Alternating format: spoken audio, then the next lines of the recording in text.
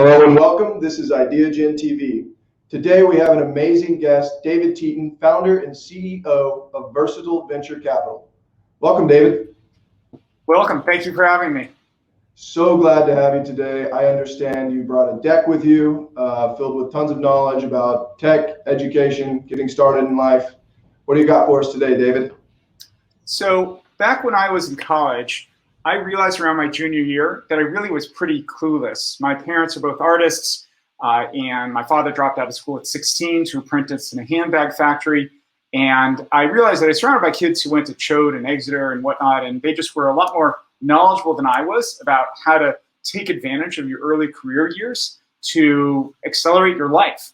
And I knew I was fortunate to have the great privilege of attending a good university and getting education, but I knew I wasn't doing quite the right things. So I started interviewing my classmates, my friends, asking them, what are you doing to take advantage of this window of opportunity? And I thought, well, hopefully my kids will be smarter than me, which is not a high bar. And if I take some notes now, they'll benefit. So I've been gestating this book since I was 20 years old. And now that my oldest child is 16, I thought, well, I should probably publish this. So I recruited his co-author, Mandy Heller Adler, who's CEO of International College Counselors, one of the biggest admissions counseling businesses in the country. And we just published it a few weeks ago under Wiley, the major publisher. So we're very excited to share some of our learnings, both as a student myself, as a father, and as a venture capitalist for the past decade, investing in high growth entrepreneurs. So I'm going to walk you through a summary of our book at high speed. Love to get your further questions on Twitter or via our website. You can see this entire deck at teten.com/education, along with a lot of other free resources for people who want to accelerate their early career.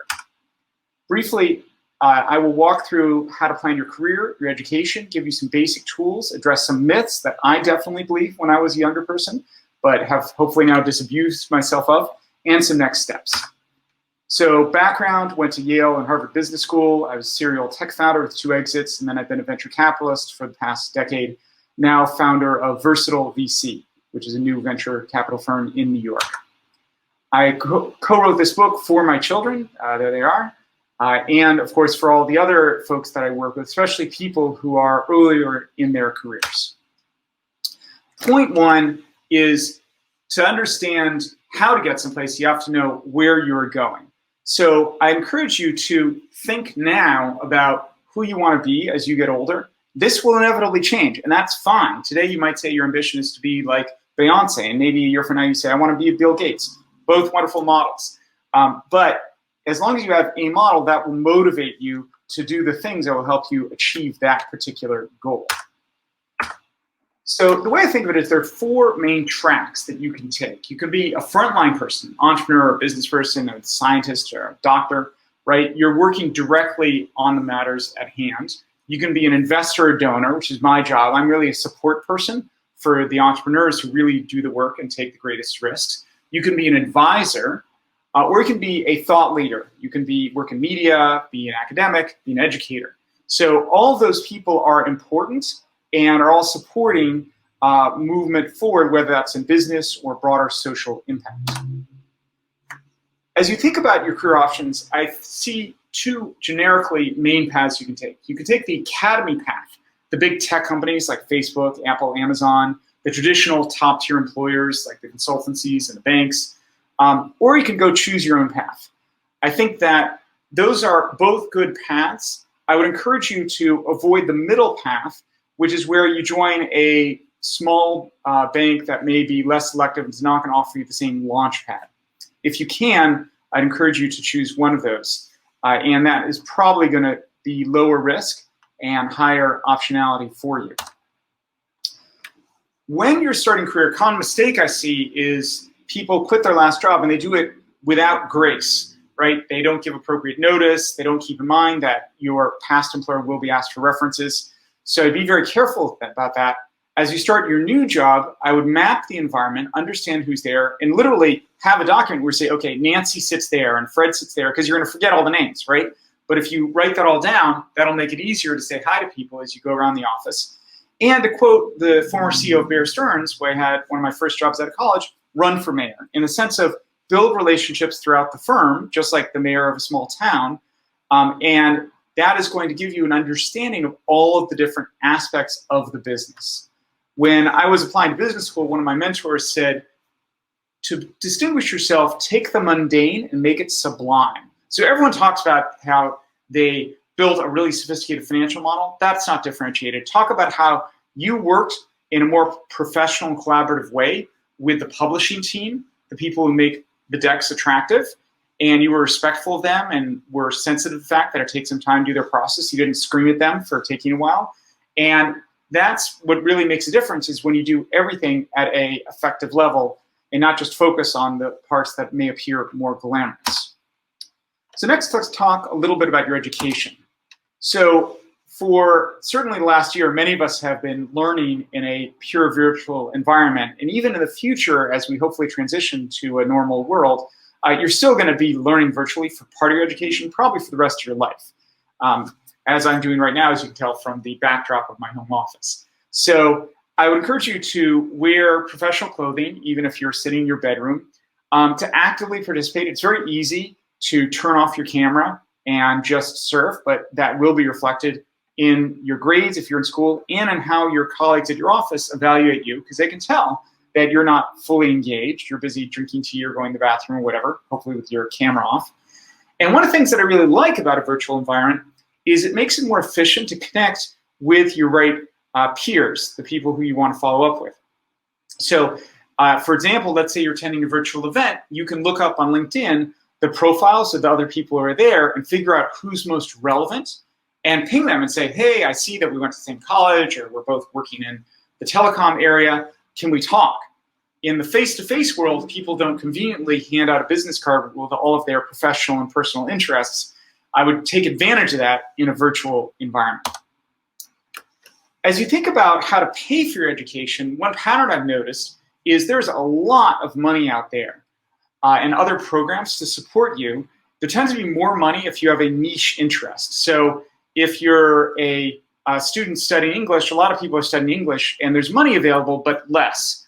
If you're studying German studies, you're studying science and technology, engineering, math, there are more scholarships and fellowships and other programs. So I think through your areas of study and think about how to find the people who want to support you in your education. I give you some concrete tools for that at the end of this presentation. So most people default to the traditional path of a university, a 2-year, 4-year degree, but that's not necessarily the best and certainly not the only path. There are some programs like the Teal Fellowship, which will pay you 6 figures to literally drop out of college and go pursue whatever it is you want to do. There are accelerators in the technology world that will pay you money to launch a new company. There are talent investors like Antler and Entrepreneur First, which give you money even before you have a startup idea to research your startup idea and help to develop it. There's the US military and militaries elsewhere. Those are all valid options which can be more impactful. I can certainly promise you that once you've been out of your job for a while, your university, if you have one, is a lot less important than your employer, than the other training that you have received over your life. There are also a variety of online native schools that substitute for the traditional Ivy-coded university, and some of these can be very helpful as well. Where, for example, there are firms like Lambda, which will teach you how to code, and it's free up front.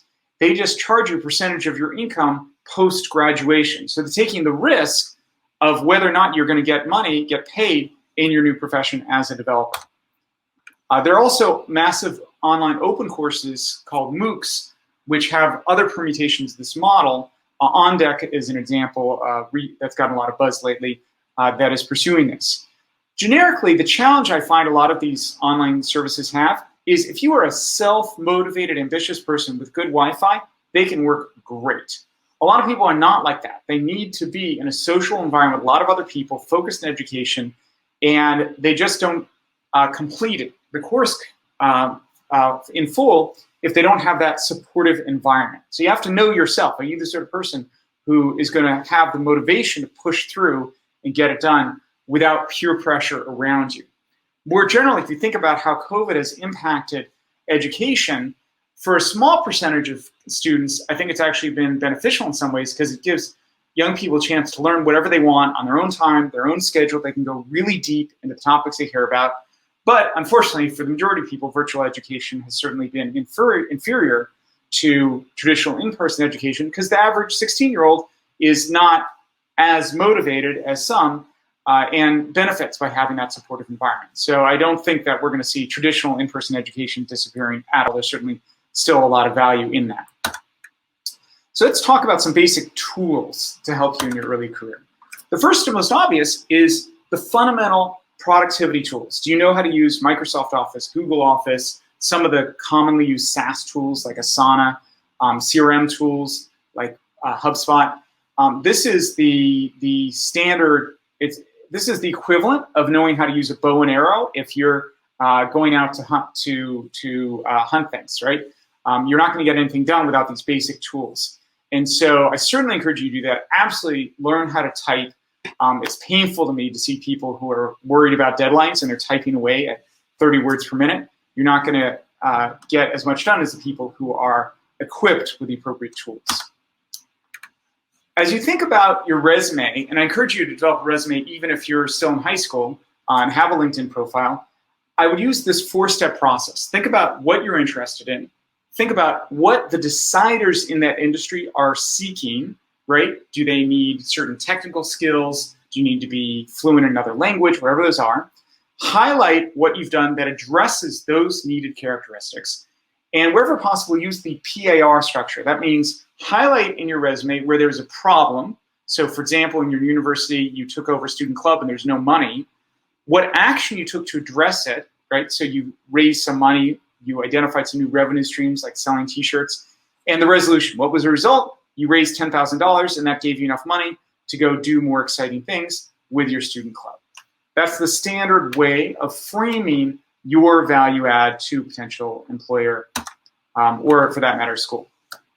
I think about your elevator pitch because you will frequently in professional circles be in a situation where people say, tell me about yourself, right? What do you do? Oh, I see you just joined our company. What are you working on? And I have a tight pitch, literally practice it in a mirror because this happens over and over again. And there's plenty of academic evidence showing that that initial impression that you make will have a permanent impact on how people assess you and they are interested in working with you. I'd also think if you're in job search mode about creating a personal marketing plan. This is a document that outlines what you're looking to do and your parameters. What are your geographies of interest? What functions within a company you want to work in? What type of organization you're targeting? And share that with your friends, your advisors, so that they can help you. A resume doesn't say what you're interested in. It just says who you are. But the other part of it is your goal. And so I make it easy for people to help you by articulating what your goal is. So next, let's talk about your network. So this is the only formula in the presentation for the mathematically inclined. There are 7 components of your network, and I'm going to go through each of those 7 components and talk about how you can accelerate them, especially through using technology. In general, there's a tension between strength and numbers in your network. You can know a lot of people but have shallow relationships, or vice versa. Celebrities, Hollywood actors, they're often stereotyped as being shallow, and there's a reason for it, right? The way they make money is by getting lots of people to spend $50 on a concert ticket or $20 on a movie ticket. That's fine if your goal is to be a movie star. Most of us are not targeting that. I sadly am not. If you want to be in business, for example, that's not usually how it works, right? You need to have a smaller number of trusted relationships, and that means you don't want to get a reputation as a social butterfly, more worried about your follower counts than about doing good work with people who know you. So first is character. You'd be surprised how often, even now that I'm a number of years out of school, people say, oh, you went to school with so-and-so, tell me about her, right? So known as the person who partied not very popular in your home late, you know, that may be who you are, but that reputation may stay with you for longer than you want, even if by age 27, that's not you at all, right? So I would keep in mind that reputations are very lasting, and I would make sure to listen to the feedback that people are giving you.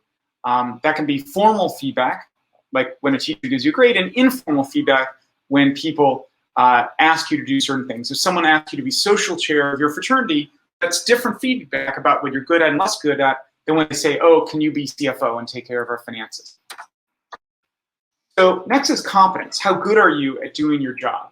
So no surprise, it's a good thing to be intelligent, or at least fake it. So there are a couple ways to fake it. It's beyond my skill set to actually make people intelligent, but I can help in faking it. So I'd encourage you to read the mainstream news sources. One of my standard interview questions is, where do you get your information? And the wrong answer is social media, Instagram, right? A better answer is, I get it from reputable fact-check news sources. I also find that one of the marks of intelligent people is they read broadly and they repeat it and they acknowledge their source. They'll say, oh, I read in such and such book, this insight about the economy, right? So that shows that you're getting good information, you're intellectually honest enough to acknowledge it, you're not trying to claim someone else's work as your own. I learned that from one of my teachers. So I'd also think about practicing the skill of active listening, meaning when I'm talking with someone, when I'm working with someone, one of my standard protocols is to say, let me just read that back to you to make sure I understand. That makes sure I, in fact, do understand what they're trying to say. And it also communicates the fact that I'm making an effort to be a good communicator, right? I am bending over backwards to make sure that I'm not just going through life with my ears closed, like one of the monkeys in the picture, but I'm actually trying to absorb new information. I'd also think about how to be the most effective possible member of class. So an ideal situation is to, early on in the course of a semester, have responsibility for presentation, so that way you're making an impactful first move, right? Because for the rest of the semester, people say, oh, she's the woman who really knocked it out of the park when she was cold called, or when she presented her work. Another tactic I strongly recommend is multi-purposing your work. One of the aspects of school that frustrated me is you spent a lot of work doing a paper, you turned it in, and then what happens, right? The professor reads it, gives it a grade, and throws it away. No one else ever benefits from all of your hard labor. So I would try and publish it. At a minimum, put it on your LinkedIn, maybe on your blog. Ideally, get it published in a reputable journal. A number of years ago, I worked with 3 Columbia MBAs on a research paper about how venture capitalists increase the odds of tech startup success. And they got an A on the paper, but we also published it in a number of major journals. It was the most read paper of the year in the Journal of Private Equity. And they got a lot more mileage from that than the normal student work, which evaporates effectively as soon as you turn it in. As you think about preparing for school, I look to identify the most relevant people around you. So that means joining, for example, the most relevant clubs. Go through the club database. If you don't find a club that you like, go and found your own, right, at virtually every university. And by the way, at most employers also, large employers, there are standard procedures in place for establishing your own clubs. Sometimes you get funding for it. And I would get on all the mailing lists of the clubs in your domain of interest. There's only upside optionality in getting invited to the events they're holding, because you never know when there's something that you think is worthwhile you want to attend. LinkedIn is a great tool for identifying potential mentors. I know a woman who went to a less selective school that's not traditionally recruited at by the top banks, and she was super aggressive about finding every alumni of her school who worked at a top-tier bank. She had every possible coffee she could. She would meet people at 6 a.m. if need be, and then she got a job at Goldman Sachs, the only person, I think, from her school to get her job there. So this is made a lot easier with tools like LinkedIn, which make more transparent the social network and professional background of people around you. Another good tool are corporate analysis software platforms. I've listed a few here, which, which make more visible the org chart of different firms around you. So you say, okay, you want to work for Google. Great, Google's a good firm, right? A big firm, you have to identify where within the firm you want to work. So you can use these to help identify the sort of functions that people from your background usually go into, and reach out and say, oh, I see you work in HR. I'm really interested in human resources. Can we have a coffee to learn about careers in that field? So next component of your social network is strength. So a mistake I often find founders make when they're coming to me looking for funding is to say, oh, I'm building this company with my good buddy. We're friends from school. That's okay, but a lot better is I'm founding this business with my good buddy. We were officers of a sorority together. We were on the same sports team together. We built a small business together while we were in school. We sold t-shirts to students, whatever. The point is, you work together, right? There's a very big difference from I'm friends with this person, we hung out at a bar together, and I actually worked with this person. I counted on her to deliver, and she delivered. She counted on me. We could do a lot of things with our life, and we have chosen to partner together to go forward prospectively. You are mutually endorsing one another, and that endorsement should be based on the fact that you actually did things together that were substantive, not just your buddies. So I talked earlier about the value of joining multiple clubs. When I was in business school, I was a resume editor. So I was paid, I think, $10 per resume, some very modest amount, to meet with other students and walk through their resume and upgrade them. And that was great because I got to meet people and have very frank conversations about their professional goals. Another component of your social network is information. People who are ambitious and successful, they track all the people in their social network. Because what's the point of having a great internship or getting a great job if you can't follow up with the people around you? So another one of my standard interview questions is, what tool do you use to track the people that you meet? The wrong answer is my phone or a Excel file. A better answer is I use a real CRM like a Salesforce or a HubSpot, some sort of tool to keep the phone numbers and emails of all the people that I engage with and track where I met them. And I'm always enriching it. When I get business cards, I don't just put them in a pile. I actually enter that data. I photograph it and it gets scanned in through my app. The penultimate component of your network is the number of people who you're working with. So the default for most people is they meet the people who are in their class, their year at school. But I would look broader than that. Look at the graduate school at your university. I would look at organizing student-faculty events. When I was in business school, we organized periodic lunch and learns with faculty. And that was a great chance to get to know the professors off stage. So I would cast your net broadly because you will never again, if you're in a university, have the chance to meet so many people of diverse backgrounds where they all have time to meet you in interest. Lastly is diversity. So this is a sort of a word you hear a lot, but it's actually backed up by the academic research. If all the people you know grew up in the same town as you, played the same sports, go to the same school, that's a pretty homogenous network. But people are more effective, know diverse people from different backgrounds, different cultures, different geographies, different industries, and you're able to get more done because you bridge that. The extreme example of that is called a structural hole in the world of social network analysis, is someone who is bilingual, bicultural, right? So if you're Chinese American, you speak fluent Chinese, for any company in America that wants to do business in China, they have to hire someone like you, right? You are one of the few people who's qualified to bridge between those two cultures. And so I always look for opportunities to bridge between different worlds because there are always going to be a small number of people who are qualified to bridge between two disparate realms. So let's jump in. I'll very quickly go through a couple of myths and then talk about some next steps. So I think when I was earlier in my life, I thought people went to a good university, they're probably pretty competent. That is wrong. My worst hires have been people who went to very selective schools. I also thought it guaranteed a certain level of ethics. That's also wrong. There are definitely unethical people who come from pedigree backgrounds. For those of you who know this actor, he's not someone you want to hang out with from the movie American Psycho. Another mistake people often make is they judge success purely financially, but there are many other ways to judge success, right? What's your family like?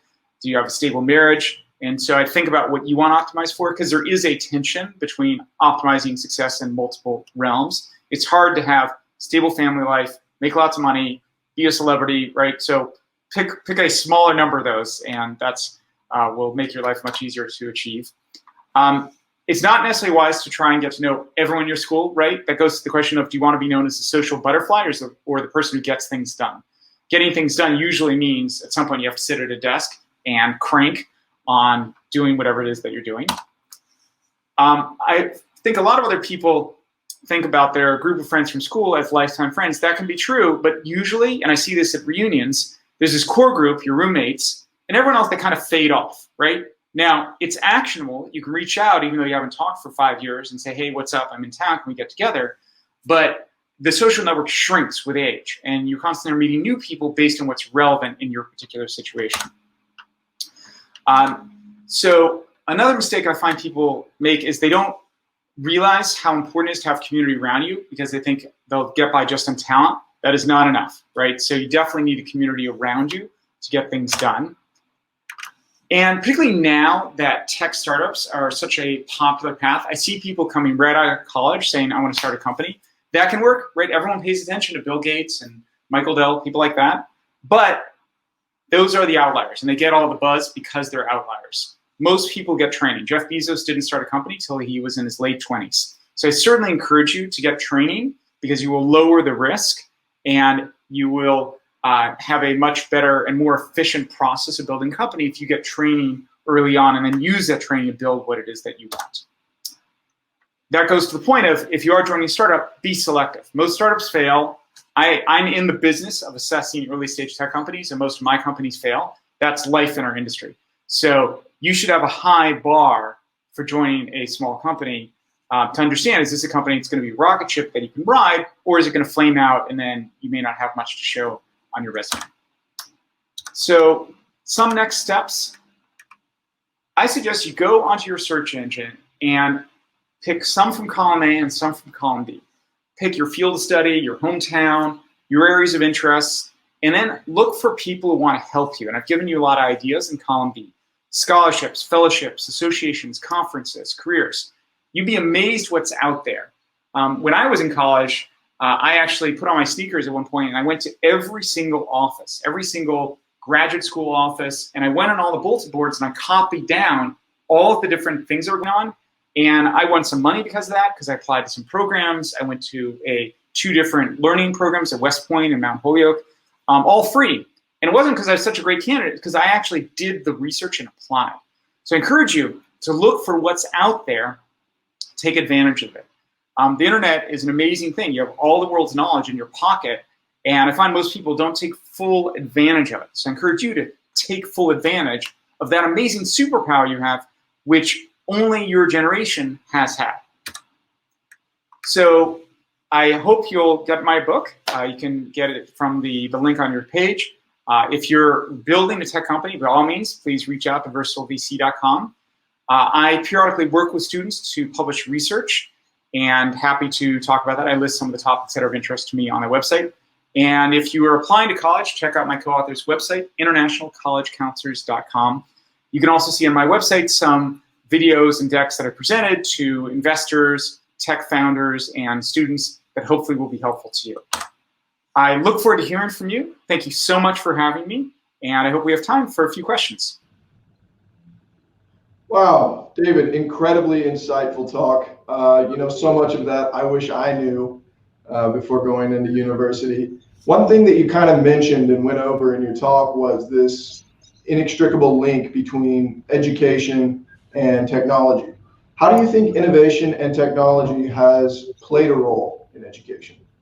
So COVID has fast forwarded the virtualization of everything by at least 5 years. It's actually really striking to watch how quickly the white collar office environment shifted, right? A year ago, people thought productivity would really drop, but most white collar work you can do virtually. And so the same thing is happening in education, but to a lesser extent. In other words, the productivity drop in the world of white collar work is maybe 5% drop as a crude number. I think in education, especially at the level of high school and below, it's a lot bigger, and certainly at the lower grades, right? I think my 5-year-old, when he was in virtual school last year for a couple months, he was learning 3% of what he normally would learn.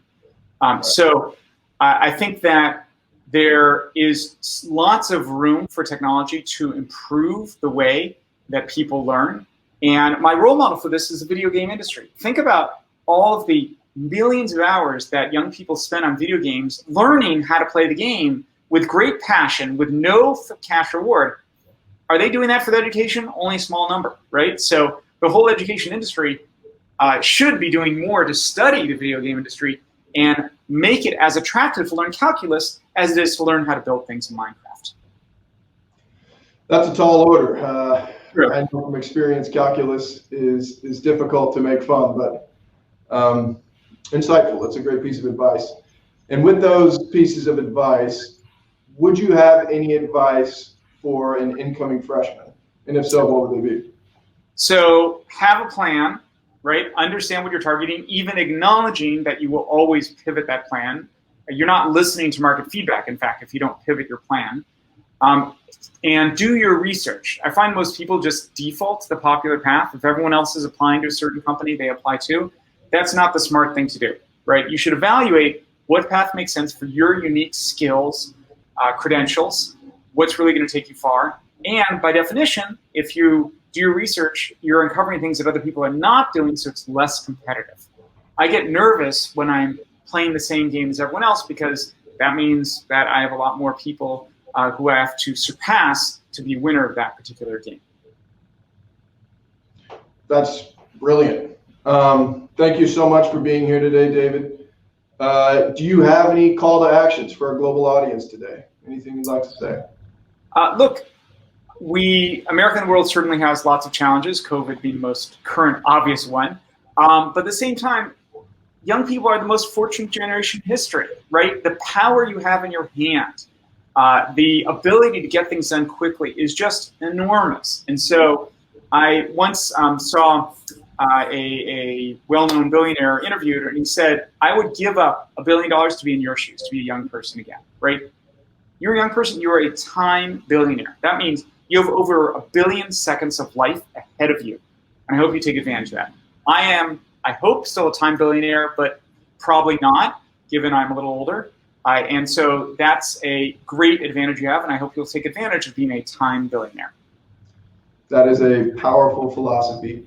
David Teten, thank you so much for being here with us today.